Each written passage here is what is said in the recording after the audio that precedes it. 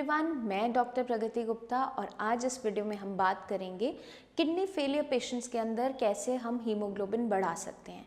Haemoglobin बढ़ाना कैसे है, उन सारी की सारी चीज़ों के बारे में मैं आपको इस वीडियो के अंदर पूरा एक्सप्लेन करूँगी। पर उसको समझने से पहले ज़रूरी समझना क्या हो जाता है कि पेशेंट्स की बॉडी के अंदर ऐसा क्या हुआ कि सडनली उनका हीमोग्लोबिन फॉल करना शुरू कर गया।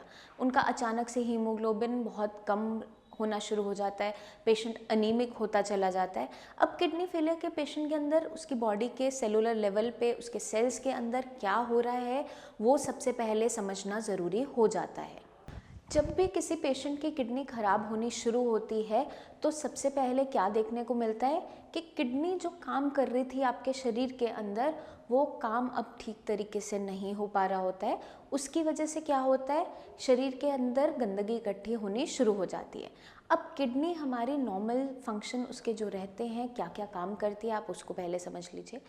किडनी हमारी बॉडी का बहुत ही इम्पॉर्टेंट वाइटल ऑर्गन है जो मदद करता है आपकी बॉडी के अंदर जितने भी वेस्ट मटेरियल है, जितनी भी गंदगी है, उनकी सफाई करते हुए पेशाब के रास्ते उसको बाहर निकालता है। अब जितने भी इलेक्ट्रोलाइट है उसको भी बैलेंस करता है। साथ के साथ एक बहुत ही इम्पॉर्टेंट हार्मोन बनाता है जिसे हम कहते हैं इरिथ्रोपोइटिन। तो जब भी किसी पेशेंट की किडनी ख़राब होनी शुरू होती है, चाहे वो हाई बीपी की वजह से, हाई शुगर लेवल की वजह से या किसी भी जेनेटिक किडनी डिसऑर्डर की वजह से है, तो सबसे पहले क्या देखने को मिलता है, जो काम किडनी कर रही होती है वो काम अब ठीक तरीके से नहीं हो पा रहा होता है। खून की सफाई सही तरीके से नहीं हो पाती तो क्या देखने को मिलता है कि आपके सीरम क्रिएटिनिन लेवल है, यूरिया लेवल है, यूरिक एसिड लेवल है, सारे इलेक्ट्रोलाइट्स इम्बैलेंस होते चले जाते हैं। तो जब भी आप केएफटी करवाते हो उसके अंदर आपको ये सारी वैल्यूज़ बढ़ी हुई नज़र आनी शुरू हो जाती है। अब जब किसी पेशेंट की किडनी ठीक से काम नहीं कर रही है तो इरिथ्रोपोइटिन हार्मोन जो वो बनाती है वो भी नहीं बना पाती है। अब इरिथ्रोपोइटिन हार्मोन का काम क्या है?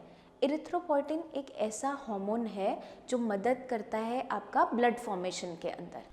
इरिथ्रोपोइटिन हार्मोन आपका खून बनाने में मदद करता है। अब किसी की किडनी ख़राब है, ठीक से काम नहीं कर रही है, तो किडनी पे पहले ही नुकसान बना हुआ है। अब जब किडनी पे नुकसान बना है हाई बीपी की वजह से, हाई शुगर लेवल की वजह से, तो क्या देखने को मिलता है, किडनी के अंदर वो हार्मोन भी नहीं बन पाता है क्योंकि किडनी अब नुकसान उठा रही होती है। तो जब इरिथ्रोपोइटिन हार्मोन ठीक क्वांटिटी में बन नहीं पाता, उसकी कमी होती चली जाती है शरीर के अंदर, तो साथ के साथ क्या देखने को मिलता है, पेशेंट का हीमोग्लोबिन घटता चला जाता है। अब जब हीमोग्लोबिन घटता चला जाता है, खून की कमी लगातार होती चली जाती है पेशेंट के अंदर, उसके अंदर क्या देखने को मिलता है, पेशेंट की बॉडी में बहुत ज़्यादा कमज़ोरी आनी शुरू हो जाती है, स्वेलिंग होनी शुरू हो जाती है, जो सारे के सारे एक अनीमिक पेशेंट के अंदर देखने को मिल जाते हैं। उसका जो चेहरा है बहुत पेल नज़र आता है, हाथ पैर एकदम ऐसे सफ़ेद से नज़र आने शुरू हो जाते हैं क्योंकि खून की कमी होती चली जाती है। अब इस खून की कमी को हम कैसे मैनेज कर सकते हैं, फर्दर हम इस वीडियो में इसी के बारे में सब बात करने वाले हैं। अब हम समझेंगे हीमोग्लोबिन की क्या इम्पोर्टेंस है हमारे बॉडी के अंदर।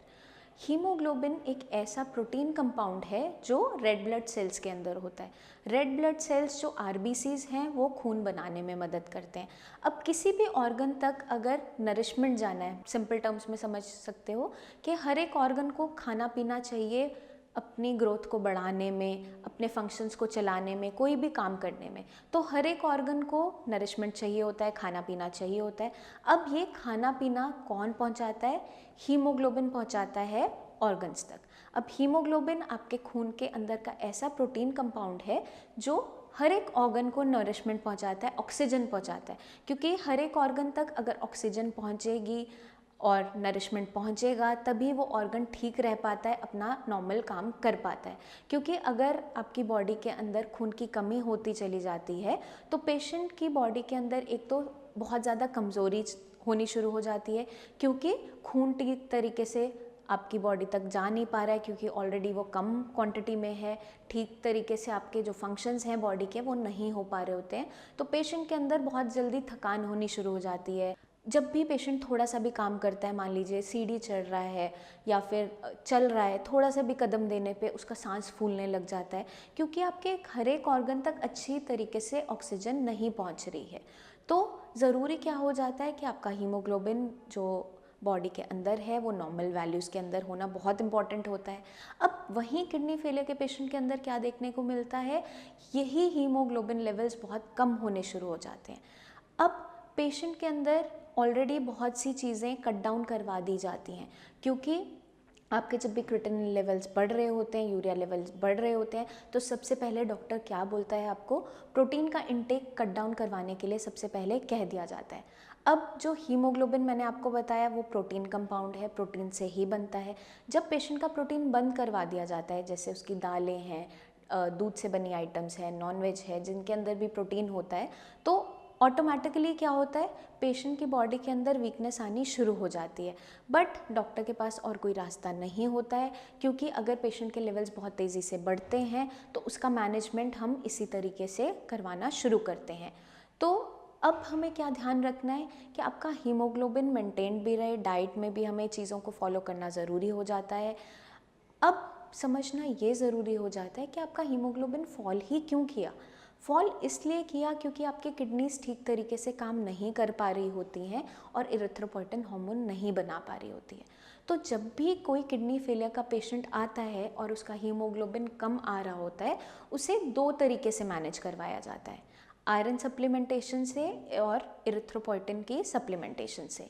अब पेशेंट बहुत सी आयरन सप्लीमेंट्स खा रहा होता है ऑलरेडी, बहुत सी आयरन की टैबलेट्स ले रहा होता है, लेकिन पेशेंट का हीमोग्लोबिन बढ़ नहीं पा रहा होता है, क्योंकि कमी तो इरिथ्रोपोइटिन हार्मोन की हो रही है बॉडी के अंदर, किडनी बना ही नहीं रही है। जब तक हम उसे बाहर से नहीं देंगे आपकी बॉडी में कमी बनी ही रहती है, तो इसलिए ज़रूरी हो जाता है इरिथ्रोपोइटिन की सप्लीमेंटेशन करना।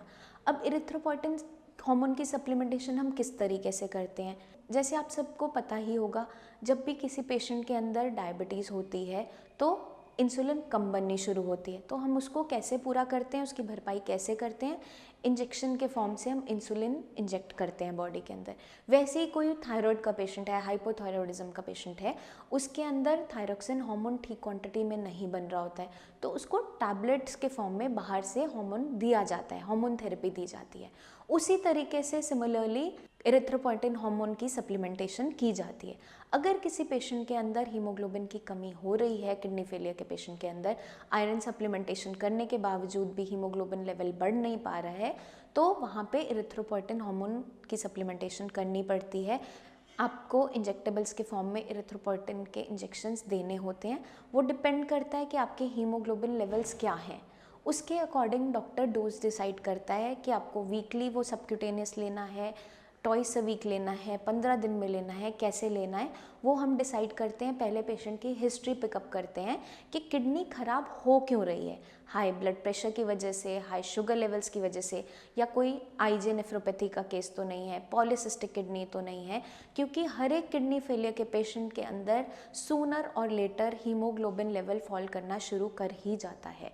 क्योंकि जैसे मैंने आप सभी को अभी समझाया है, जब भी किसी पेशेंट की किडनी ख़राब होनी शुरू होती है, वो अपने नॉर्मल फंक्शंस खो देती है। खून की सफाई करना हो, चाहे इरिथ्रोपोइटिन हार्मोन बनाना है, क्योंकि जब किडनी खुद ही नुकसान उठा रही है तो अपने नॉर्मल फंक्शंस वो किस तरीके से मैनेज करे। तो उस कंडीशन के अंदर हमें सप्लीमेंटेशन करनी पड़ती है। आपका अगर हीमोग्लोबिन फॉल कर रहा है तो इरिथ्रोपोइटिन हार्मोन बाहर से देना पड़ता है। अब देखने को क्या मिलता है, पेशेंट आयरन सप्लीमेंट्स तो इजीली ले रहा होता है, बट जब उसे बताया जाता है कि आपको इंजेक्शन लेना पड़ेगा तो पेशेंट बहुत ज़्यादा घबराता है, डरता है। पेशेंट को बिल्कुल भी डरने और घबराने की ज़रूरत नहीं होती है, क्योंकि इरिथ्रोपोइटिन की अगर कमी बॉडी के अंदर बनी रहती है तो आप चाहे जितने भी सप्लीमेंट्स खा लें, आयरन की जितनी मर्जी टैबलेट्स आप ले लें, आपका हीमोग्लोबिन बढ़ नहीं पाता।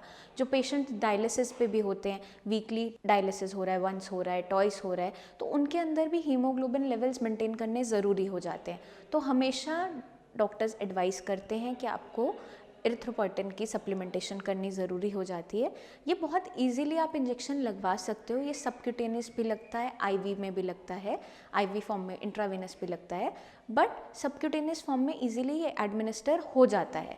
जिस तरीके से आप इंसुलिन खुद लगा लेते हो, बहुत से डायबिटिक पेशेंट्स इंसुलिन खुद से लगा लेते हैं, उसी तरीके से इरिथ्रोपोइटिन का जो इंजेक्शन होता है आप सबक्यूटेनियसली अपनी स्किन में लगा सकते हो। वो बिल्कुल सेफ़ रहता है, कोई साइड इफ़ेक्ट पेशेंट में देखने को नहीं मिलते हैं, और पेशेंट के हीमोग्लोबिन लेवल्स मेंटेन होने शुरू हो जाते हैं। तो मेरी रिक्वेस्ट है हर एक किडनी फेलियर के पेशेंट से, आपको बिल्कुल घबराना नहीं है। अपने हीमोग्लोबिन लेवल्स आपको अगर बढ़ाने हैं, क्योंकि आप डाइट में बहुत सी चीज़ें आपकी रिस्ट्रिक्टेड होती है, वो हमें करनी भी पड़ती हैं, क्योंकि आपके लेवल्स को मेंटेन करवाने के लिए हमें डाइट में कुछ स्ट्रिक्टनेस फॉलो करनी होती है। तो आप ज़रूर अपनी सप्लीमेंटेशन करें अगर आपके हीमोग्लोबिन लेवल्स नॉर्मल वैल्यू से फॉल कर रहे हैं। तो आपके माइंड में कोई भी डाउट्स रह जाते हैं किसी भी टर्म को लेकर, किसी भी कंडीशन को लेकर, अपने डाइट को लेकर, तो आप नीचे दिए हुए नंबर्स पर हमें कॉल करके हमसे बात कर सकते हैं, हमें क्लिनिक आके भी विज़िट कर सकते हैं। आई होप ये वीडियो मदद करेगी हर एक किडनी फेलियर के पेशेंट को समझने में, अंडरस्टैंड करवाने में कि हीमोग्लोबिन फॉल क्यों करता है और किस तरीके से हम उसे बढ़ा सकते हैं। और जितने भी पेशेंट घबराते हैं इंजेक्शन लगवाने से, वो समझ पाएंगे कि इसकी इम्पॉर्टेंस क्या है, क्यों ये ज़रूरी होता है और क्यों डॉक्टर को ये प्रिस्क्राइब करना ही पड़ जाता है। आपके माइंड में फिर भी कोई डाउट्स रह जाएं तो आप बेझिझक नीचे दिए हुए नंबर्स पे हमें कॉल करके हमारे टीम ऑफ डॉक्टर से बात कीजिए। आप क्लिनिक आके मुझसे अपॉइंटमेंट भी ले सकते हैं।